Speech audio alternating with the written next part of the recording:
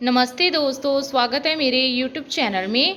आज मैं आपको कॉलीडोज ड्रॉप्स के बारे में जानकारी देने वाली हूँ। हम इस वीडियो में जानेंगे कि इसमें क्या कंपोजिशन पाए गए हैं, उनका वर्क क्या है, इनको किन कंडीशन में पेशेंट में यूज़ किया जा सकता है, इसकी प्रॉपर डोज क्या है, इसके साइड इफेक्ट्स क्या हैं और इसकी सेफ्टी एडवाइस क्या है।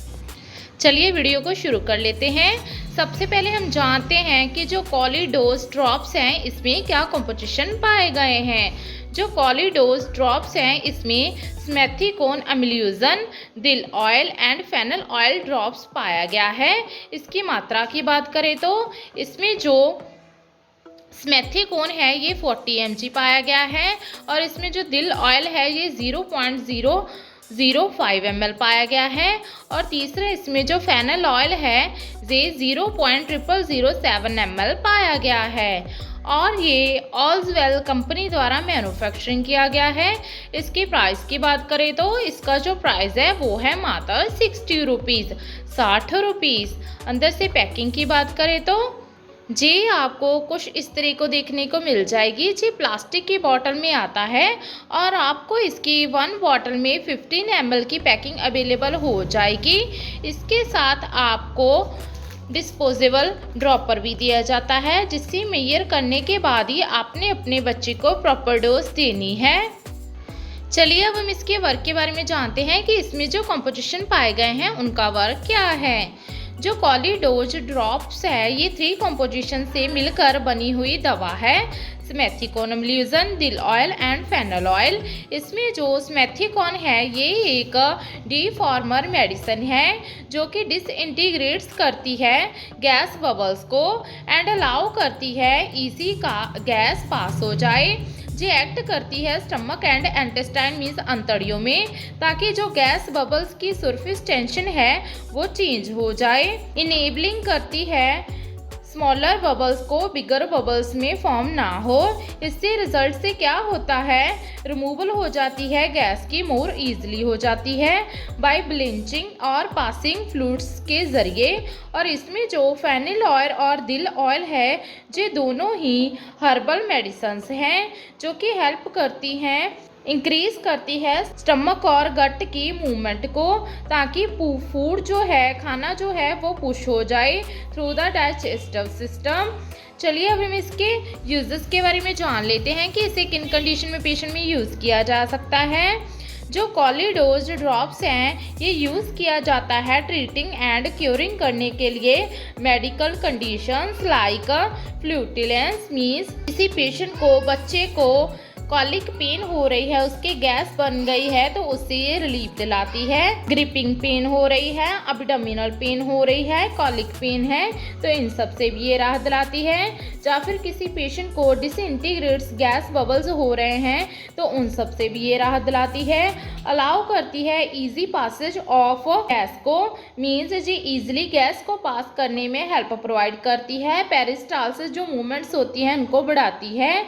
रिलीव करती है muscle cramps in the guts में मीन्स अंतड़ियों में जो होने वाले मसल्स के क्रैम्प्स होते हैं, मरोड़ होते हैं, उनको भी ये ठीक करती है। डिस्पेप्सिया को भी ये ठीक करती है। कामिंग करती है नर्व्स को एंड स्पाज्म को। स्पाज्मोडिंग जो अटैक्स होते हैं, स्पाज्म हो जाता है गट में, उनसे भी ये ठीक करती है। जब किसी बच्चे को कॉन्स्टिपेशन हो जाती है तो उन सब से भी ये राहत दिलाती है। Swelling in the abdomen region means पेट में किसी तरह की स्वेलिंग हो गई है, सोज हो गई है तो उससे भी ठीक करती है।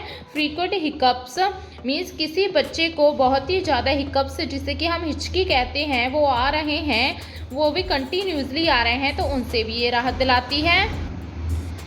गैस्ट्रोएंटेस्टाइनल डिसऑर्डर मीन्स किसी बच्चे को गैस्ट्रोएंटेस्टाइनल डिसऑर्डर हो गया है, कोई बीमारी हो गई है तो उसमें भी इसको डॉक्टर प्रिस्क्राइब कर सकते हैं। या फिर किसी को इंडाइजेशन की मीन्स खाना हजम नहीं हो रहा है, ऐसी प्रॉब्लम्स रहती हैं, उनसे भी ये राहत दिलाती है।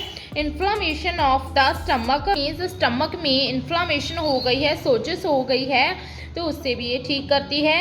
या फिर किसी पेशेंट को हीलिंग वुंड्स मीन्स उसके जख्म हो गए हैं तो उसके ड्यूरिंग भी डॉक्टर इसको प्रिस्क्राइब कर सकते हैं, क्योंकि समटाइम पेशेंट को पेट की प्रॉब्लम हो जाती है या फिर पेशेंट को माइनर स्किन इरिटेशन हो रही है तो ये पेट की वजह से भी पेशेंट को स्किन इरिटेशन हो सकती है, तो उसमें भी इसको प्रिस्क्राइब कर सकते हैं।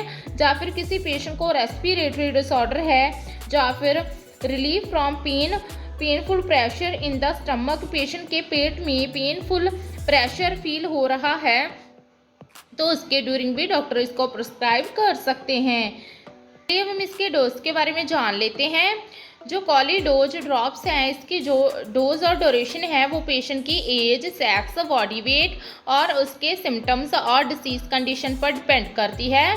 अदरवाइज डॉक्टर इसे दिन में बच्चों को 2 बार प्रिस्क्राइब कर सकते हैं। चलिए अब हम इसके साइड इफेक्ट्स के बारे में जान लेते हैं। इसके साइड इफेक्ट्स हैं सीजर्स पड़ना, हेलोसिनेशंस होना, नौसिया होना, स्किन पे इरिटेशन होना या फिर एक्यूट टॉक्सिसिटी हो जाना। अगर आपको ये साइड इफेक्ट गंभीर रूप में नज़र आए तो अपने नियरली डॉक्टर के साथ संपर्क जरूर करें। लास्ट में इसके कुछ सेफ्टी एडवाइस के बारे में जान लेते हैं। इसके सेफ्टी एडवाइस हैं, इस मेडिसिन को लेने के बाद कोई भी एलर्जिक रिएक्शन दिखे तो इमीडिएटली डॉक्टर के साथ कांटेक्ट करें। प्रॉपर ड्रॉपर के साथ मेज़र करने के बाद ही अपने बच्चे को प्रॉपर डोज दें। बिना डॉक्टर की प्रिस्क्रिप्शन से कभी भी इस मेडिसिन का यूज़ ना करें। जब तक डॉक्टर ने इसको आपके बच्चे को देने को बोला है तब तक इसका प्रॉपर यूज़ करें।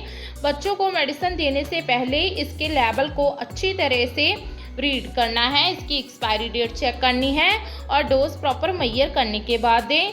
जब आप इसे अपने बच्चे को दे रहे हैं तो प्रॉपरली शेक करें और मेडिसिन देने के बाद इसे टाइटली क्लोज करना है।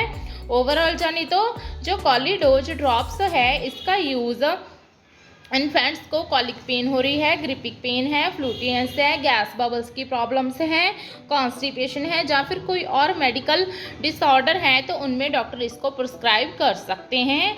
आशा करती हूँ कि आपको मेरी दी गई जानकारी अच्छी लगी होगी। अगर दी गई जानकारी अच्छी लगी हो तो वीडियो को लाइक कर देना, शेयर कर देना और चैनल को सब्सक्राइब कर देना। धन्यवाद।